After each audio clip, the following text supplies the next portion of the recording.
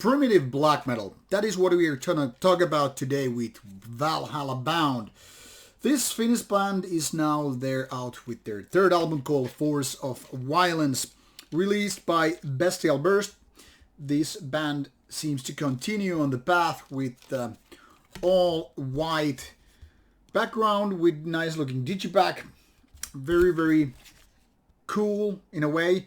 Kind of a image brand, what do you want to call it? So it's done with this kind of a very true to its own style kind of artwork. No lyrics provided, no official lineup provided. It's just Valhalla Bound and it's coming from Finland. Now, since there's not much introduction to be done, let's take this straight away to band's Metal Archive site for Valhalla Bound homepage on Metal Archive site.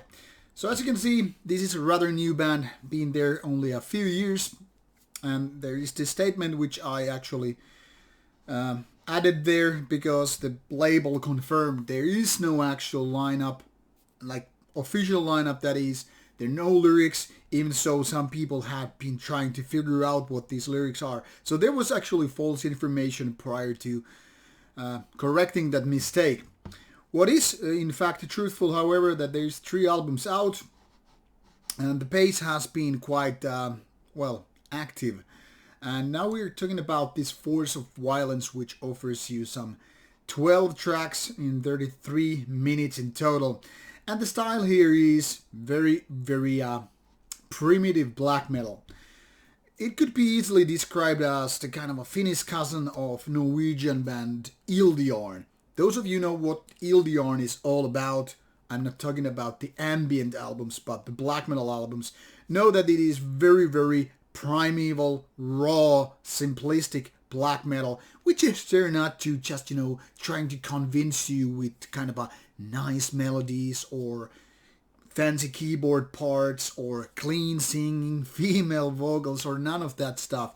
It's very much kind of a like punkish, raw, primitive black metal. And those of you know that, I know my primitive black metal. I've been listening to Burzum, I've been listening to Darkthrone. Well, this is a couple of notches, even more towards kind of a more primitive black metal.